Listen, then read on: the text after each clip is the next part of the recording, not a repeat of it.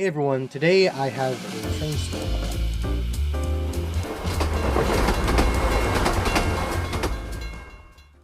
If you live in the Chicago area and you're into O-scale specifically, then you're probably aware of Chicagoland Toys and Hobbies. They've been in business since like the early 70s. Great store. I've been there quite a few times. I've bought some good stuff there. I bought my trolley there. I bought some project pieces. I bought my EP5 and my general. So yeah, a lot of pretty nice stuff. They have a great variety, new and old, pristine and beat up, cheap and expensive, whatever you can afford, whatever you want. They have almost everything under the sun that most people would want. But unfortunately, about a week ago, we found out that the guy that owns it is retiring. I'm not entirely sure if the store just wasn't performing well, or if maybe online competition is edging it out. I don't think that the hobby is dying. I'm not one of those people that thinks that. I think that probably the reason why hobby stores are closing is just because people buy their trains online now, which is unfortunate, but things change. But when one thing goes, a good thing will come after it. Another thing will come after it. Something different, So again, I like to be a little more optimistic about the hobby, but sometimes it's, just sad to see things go. But enough of talking. Who cares about that? I'm going to look through the stuff that I got. And because they're closing down, they're having a sale, which is 20% off everything. So let me just get things lined up from least interesting to most interesting, and we'll be right back. Okay, first up, just kind of housekeeping stuff. Some paints, or some airbrush cleaner and some paint. This is to paint my Amtrak F40, or at least paint the white, because I started getting through the white with my airbrush, and then I realized, crap, maybe I shouldn't have done this because I ran out of paint.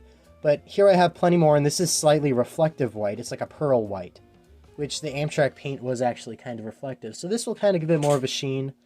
Yeah, not much else to say there. Airbrush cleaner, pretty self-explanatory. Probably the least interesting thing I got. This Caboose, $5, basic, like starter set Caboose. I actually don't have one of these that's, in decent condition and this color and has Lionel lines on it. It's just classic, and as much as these things are not rare at all, I thought I needed one, and this one was $5. I'll actually take it out of the box, or the little bag right here, and they actually have tons of bins chock full of stuff like this, just like cheap pieces of rolling stock. Comb through them and you'll find some stuff that you might like. So here's a car.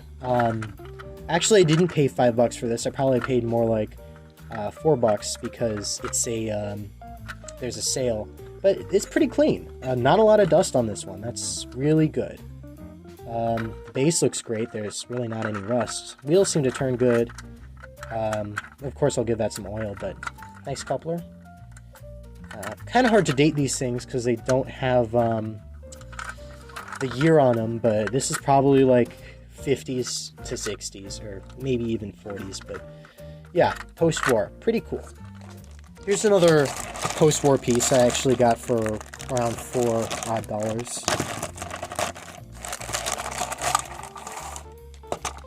This one is kind of in a... it's in a state. I don't want to break it. Ooh, yeah, this thing is pretty rough. There's some bits of plastic. That's not gonna happen. Base seems to be in good shape. The wheels turn. Not a lot of rust. But this is a Southern Pacific post-war boxcar, and it's from 1942. Or actually, this would be pre-war, wouldn't it? 1942. That's interesting. But I love this. I love Southern Pacific lines. 6454. I haven't seen this car ever. Not even in like a video that I can remember. Some person decaled it with a number. I don't know if they're doing operations or something. There were a lot of cars that had that on it. But just, I might remove that, or maybe I won't, I don't know. But it's a nice car. Aside from the plastic missing here, and that, it's pretty clean. So, yeah, let's move on. This is the first of the more interesting stuff. It's a steam engine. They also have tons of steam engines. You know, the kind, like, cheaper Scouts. But if you're getting into the hobby and you just want to have some engines, or you want to repaint stuff, those things are great. It's like 10 to 20 bucks. The highest I've seen one is 50, and those are really nice in terms of cheaper engines. But, you know, these are fun. You know, you can interchange tenders between engines, and it's all good. But this is definitely very MPC. It's very clean. It's got that, I would say, like, turn-of-the-century look for a steam engine. Yeah, really clean. Turns good. These mechanisms tend to be a little noisy, but I don't really care.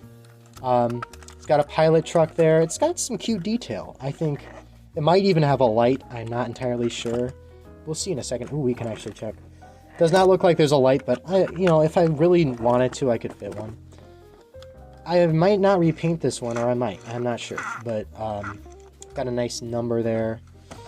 It's got a little closed-off cab. That's kind of neat. And then there's the reverser switch. So yeah, this was what? This was 15 bucks, which was really more like 12 bucks, I would say, with the discount. If this runs, definitely worth it. Even if it doesn't run, I could probably get it running pretty good. Alright, here's something that I like even more than that steam engine. It's in pretty bad shape. It's an Alco Base. Of course, you know that I have a good amount of Alco shells, and those things, you find them all over the place. They're pretty common and really fun to repaint. I've got quite a few repainted shells that need a home base. This thing is rusted to all hell, man. I mean, I think this was around 30 bucks.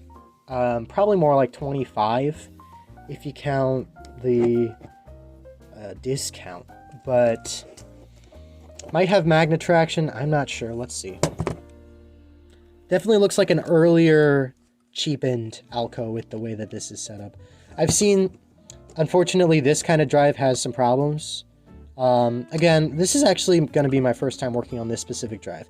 But we have four-wheel drive here instead of two-wheel drive in the back, which is nice. It feels a little more bulky. It'll definitely fit some of the shells I have, and it has a headlight. It's missing the little thing, though, so I could make one of those easy. And the hot lead is disconnected, so bit of a project piece. I might make a video on this, but I'll be able to give some of my shells homes, so that's good. Okay, here's the second to last most interesting thing. This is a little different for the channel, a little off-brand, I would say. It's a missile launching car, which is really the only reason why I got this, was so I could blow up the exploding boxcar that I have, which is actually from the 60s. This one is a reproduction, obviously, but it's going to be fun to see how this turns out. I might make a video on this alone, but I'm not super into military stuff for trains, but I do have some stuff that would look nice with this car in a consist. So, not much else. Alright, here's probably my favorite thing that I got. It's a big project, but if I do this right, it should be pretty cool. This is a Amtrak Pepsi can. I always call them a Pepsi can. But they're really Dash 8 Bs, I think, because the trucks are B-B. But it's missing the vent hood, I think. But it has the base, which is the shell and the base are the most important parts for me. I can probably with relative ease make a cover for the vents. But this is actually my first engine of this more modern shape with the wide cab and then the thin body and then the big radiator fans. It's got the horn, it's got good stuff. So let's open this up.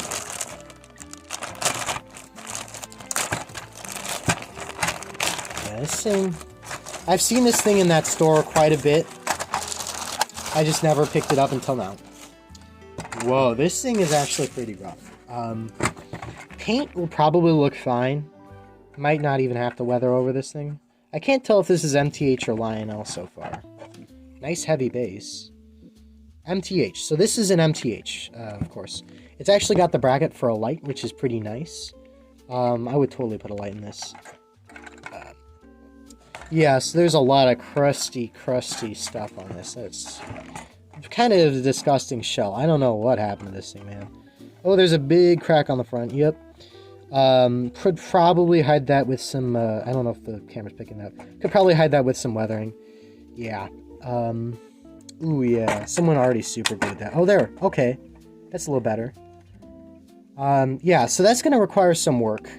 Maybe some touch-ups, maybe some weathering, but I think with a good amount of work, this will look pretty sharp. Especially if I do a Hiawatha consist, this would be a good dummy. Yeah, so that's the body, and then the base. Yeah, the base is in pretty good shape, it looks like. Nothing horribly wrong with it. Looks like this has already been converted to a dummy of some sort. Or maybe it was a donor engine, I don't know. But let's just see how this base fits in here.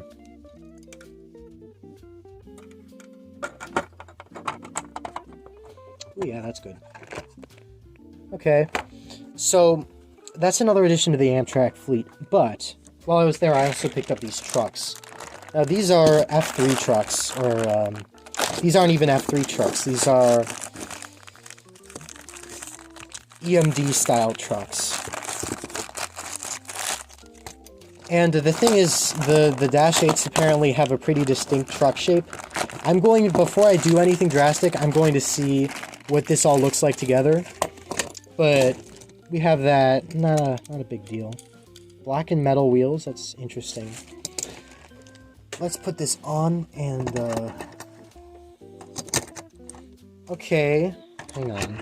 So this is not the final orientation of these. I'm going to do some work. So far, we have the beginnings of a nice engine. I might not even change those out, because that, you know, whatever I could make would probably look a little crappier than that. And at any time, I could take these trucks out and redo them. I just want to see if, in practice, this works. The coupler, we got, you know, we could do a little bit of work on all this. Yeah, I will have to modify some things. I will have to build kind of the little front and back steps, make this thing look a little more like a unit, and then build the little ventilator thing at the back. But yeah, that is the Pepsi can. So I'm actually going to go over to the track and test out the one thing that probably works here. Or the one engine, I should say. Okay, hopefully I didn't buy a DC locomotive. Well, let's go. We got a runner. Look at that valve gear. That's actually some pretty nice attention to detail for the price. Does this guy go backwards?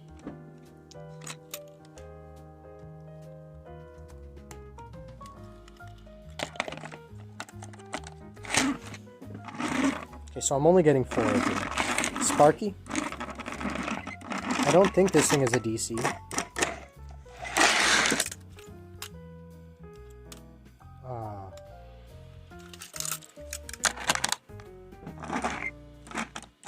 So it's stuttering.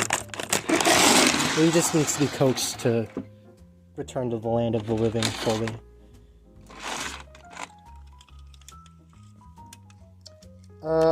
I'm going to play it safe and not run this thing anymore because I don't want to burn it out. But this should not be a big deal to get working fine again. Alright, so that is it for this video. Again, I just want to stress, I can't stress enough, if you're in the area and you have money to spare or want to buy some train stuff, go check out that store because they really need some help getting rid of inventory. Hell, you could just buy a few cheap things and that would do them, you know, a great service. Like that's just kind of what I did. I kind of went more for quantity and kept what I wanted in mind. And yeah, I got some stuff that I'm happy with. So again, if you are up for it, go ahead and go to that store. You know, help someone out. And yeah, not much else to say there. So thanks for watching, and I'll see you soon.